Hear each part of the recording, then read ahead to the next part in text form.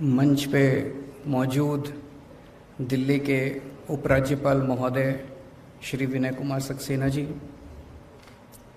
मंच पे मौजूद दिल्ली के शिक्षा मंत्री आतिशी जी, दिल्ली के स्पीकर साहब Ramniwas Goyal ji, honourable member of parliament Shri Gautam Gambhir ji, MLA इस एरिया के ओपी शर्मा जी, और यहाँ पे ऑडिटोरियम में अभी बहुत सारे एमएलएस बैठे हुए हैं, यहाँ के वाइस चांसलर साहब डॉक्टर महेश वर्मा जी, अन्य सभी अधिकारीगण, डीन्स, वेरियस अथॉरिटीज़ और सभी भाइयों बहनों, आप सब लोगों को मेरा नमस्कार, सबको मेरा प्रणाम।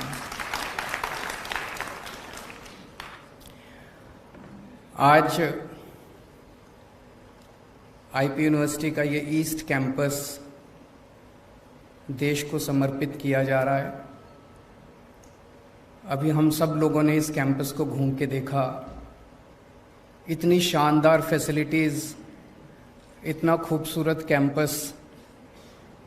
ये कहना गलत नहीं होगा कि आर्किटेक्चरल पॉइंट ऑफ व्यू से और फैसिलिटीज़ के पॉइंट ऑफ व्यू से perhaps this can be counted as one of the best campuses in the country.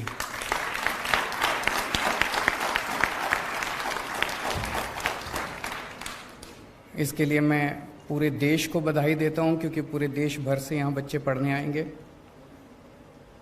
Delhi के लोगों को बधाई देता हूं, इतनी शानदार यूनिवर्सिटी कैंपस बन के तैयार हुआ, और ख़ास तौर से ईस्ट दिल्ली के लोगों को बधाई देता हूं। ईस्ट दिल्ली में इस किस्म की यूनिवर्सिटी या कैंपस नहीं था। सब लोगों का मैं बहुत बहुत बधाई देता हूं। ओपी शर्मा जी को बधाई देता हूं, उनकी विधानसभा में ये कैंपस तैयार हुआ।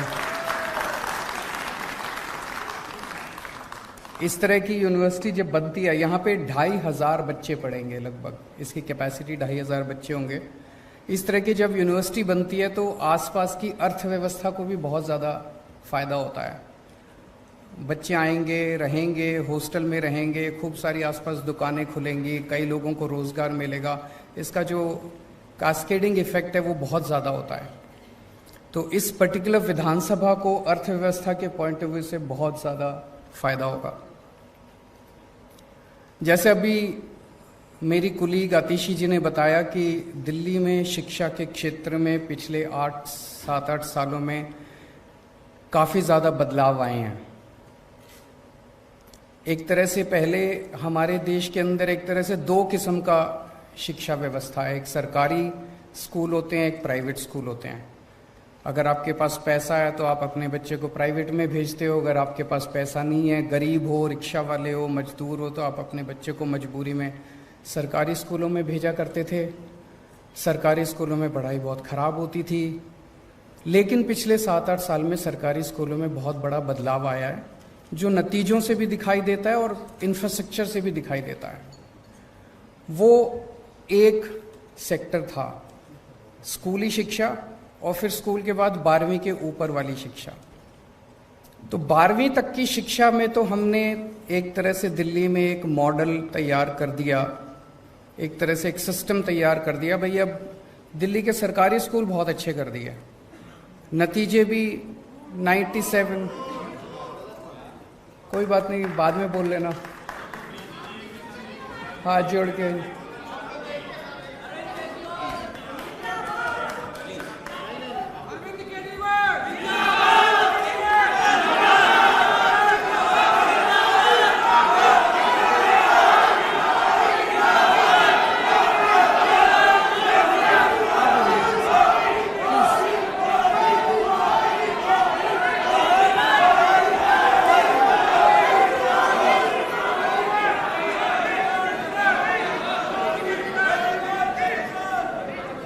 काश अगर इन नारों से शिक्षा व्यवस्था अच्छी हो सकती तो बहुत 70 साल में हो गई होती। मेरी आप लोगों से हाथ जोड़ के निवेदन है, इस पार्टी वालों से भी और इस पार्टी वालों से भी, दोनों पार्टी वालों से निवेदन है, मेरी 5 मिनट बात सुन लो, नहीं पसंद आए तो बाद में नारे लगा लेना।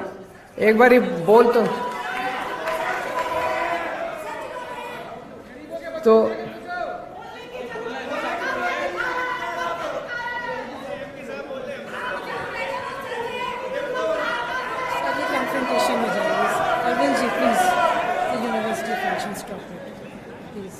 इसको अगर आप इजाजत दें मैं 5 मिनट बोल लेता हूं, और 5 मिनट में अगर आपको मेरी बात अच्छी नहीं लगे तो मेरी बात छोड़ जाना।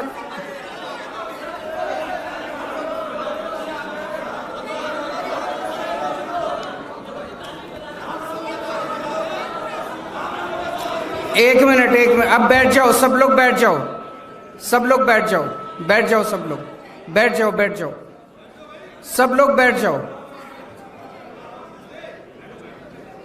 सब लोग बैठ जाओ।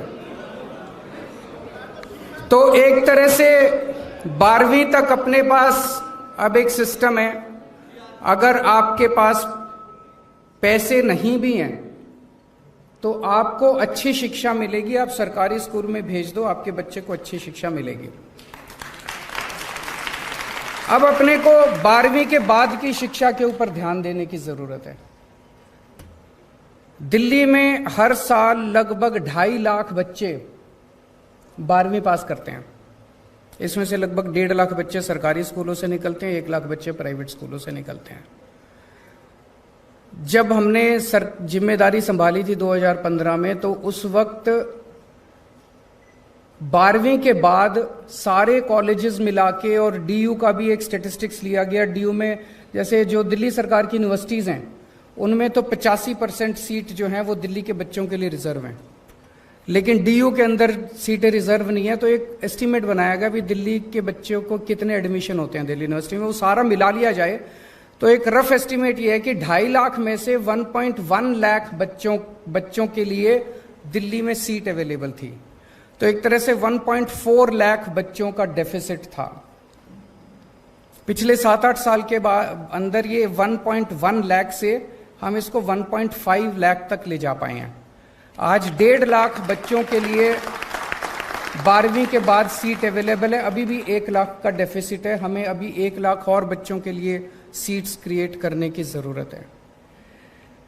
लेकिन सबसे बड़ी इशू उठता है,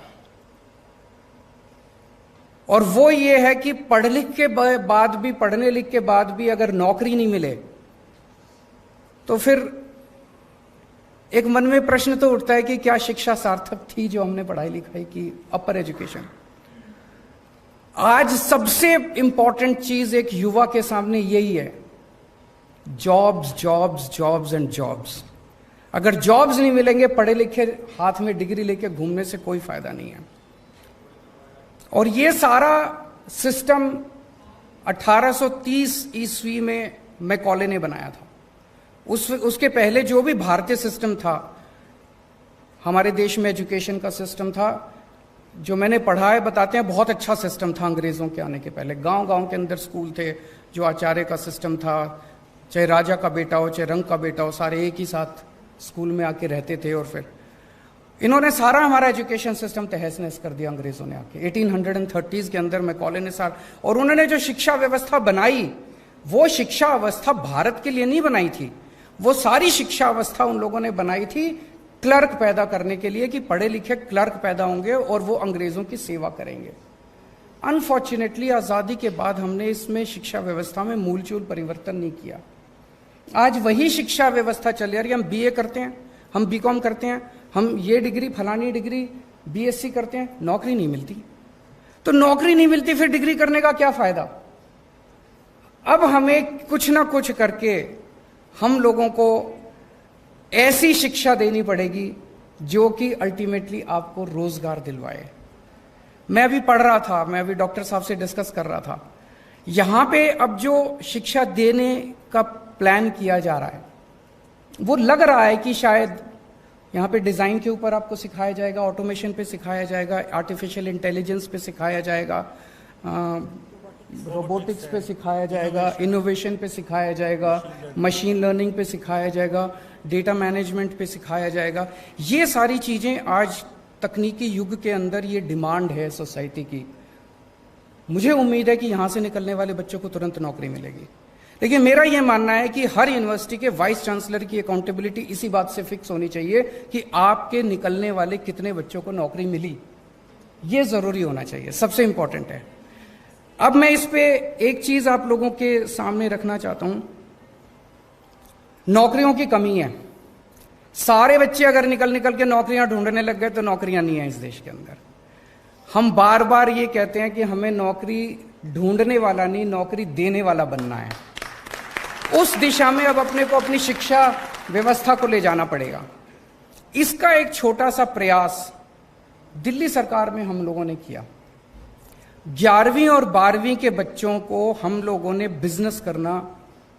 बिजनेस करने के लिए हमने उन लोगों को प्रेरित किया। इसको हमने बिजनेस ब्लास्टर्स प्रोग्राम या एंटरप्रेन्योरशिप क्लासेस का नाम दिया। इसमें क्या करते हैं कि एक बच्चे को 2000 रुपए देते हैं, 11वीं और 12वीं के बच्चों को 2000 रुपए देते हैं और उनको कहते हैं इस 2000 रुपए से बिजनेस करो। तो सुनने में बड़ा अटपटा लगता है, आप लोगों को भी लगता होगा, पर शुरू में मनीष जी और आतिशी जी ने जब इस पूरे प्रोग्राम को कंसीव किया, मुझे भी लगा यार पता नहीं क्या 2000 रुपए में क्या बिजनेस होगा। उसमें वो क्या कर सकते हैं, बच्चे इकट्ठे होते हैं, 4 बच्चे, 10 बच्चे, 15 बच्चे, वो टीम बनाते हैं। तो 15 बच्चे आए, 15 बच्चों ने अपने 2-2000 रुपए डाले, वो 30,000 रुपए हो गए। वो 30,000 रुपए से फिर 1 मिनट मैडम,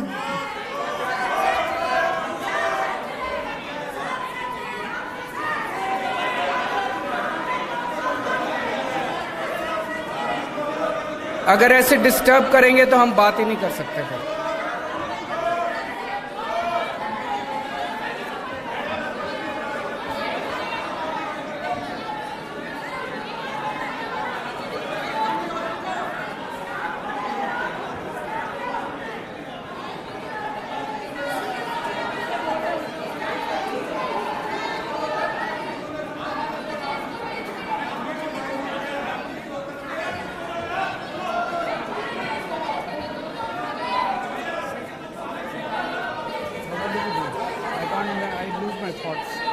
मैं ऐसे कैसे नहीं कर सकता है, पर कंप्यूटर से मुझे बुलाएगी। अगर मुझे कंप्यूटर ही करना सुनना ही नहीं है तो मुझे बुलाए किस लिए? आप तो चुप करा सकते हैं, आपकी सुनेंगे, इधर वाले की सुनेंगे। नहीं, ये तो तभी उठ रहे हैं जब वो उठ रहे हैं।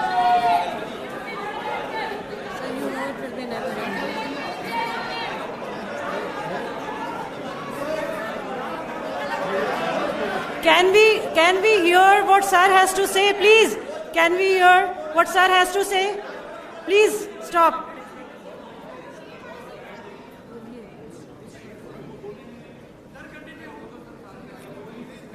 मेरे हो सकता है आप लोगों को कुछ आइडियाज पसंद ना आए, हो सकता है आप लोगों को ये लगे कि केजरीवाल जो बोल रहा है वो सच नहीं है, हो सकता है।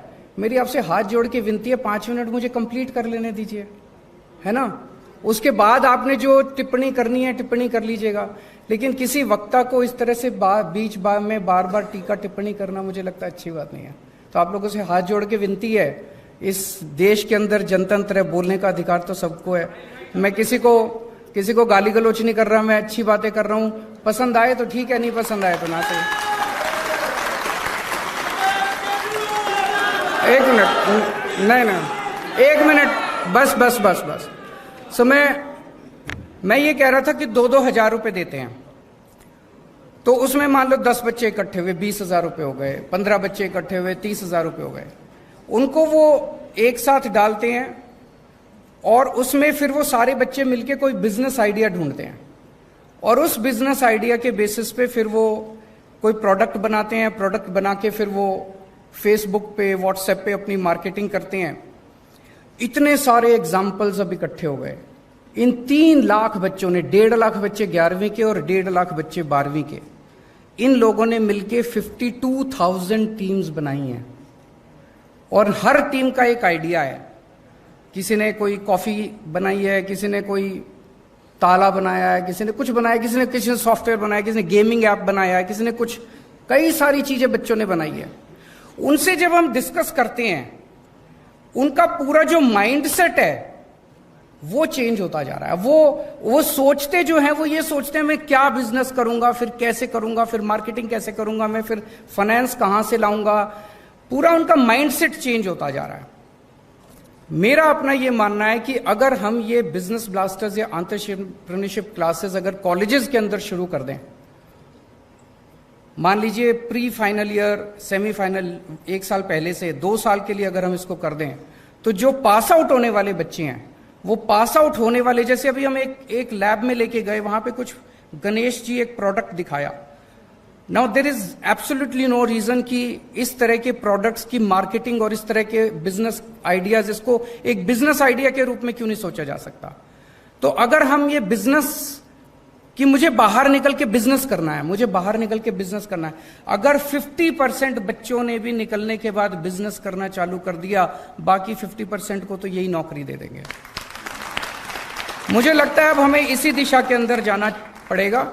और एक मैं ये आतिशी जी से भी और डॉक्टर वर्मा से भी ये निवेदन करना चाहूंगा कि इस दिशा के अंदर सोचना चालू करें कि कॉलेजेस के बच्चों को भी हम एंटरप्रेन्योरशिप क्लासेस की तरफ लेके जाएं। दूसरा, हमें एक सर्वे करने की जरूरत है कि हमारे दिल्ली के पिछले 6-7 साल में जो बच्चे 12वीं करके निकले, वो फिर कहां गए? उनमें से कितने लोगों ने पढ़ाई छोड़ दी, कितने लोग दिल्ली के बाहर पढ़ने गए, कितने लोग दिल्ली में पढ़ रहे हैं, कौन क्या कर रहा है। अगर इसका अपने को एक डेटा मिलेगा तो इसमें हम देख सकते हैं कि किस चीज की सबसे ज्यादा डिमांड है और उस सेक्टर के अंदर हम और ज्यादा फैसिलिटीज खोल सकते हैं। मैं फिर से एक बार दिल्ली के लोगों को, देश के लोगों को बहुत बहुत बधाई देता हूं, इतना शानदार कैंपस बना। और मैं उम्मीद करता हूं कि आईपी यूनिवर्सिटी पहले तो देश की टॉप 10 यूनिवर्सिटीज में आएगी और फिर एक समय आएगा जब दुनिया की टॉप 10 यूनिवर्सिटीज में आएगी।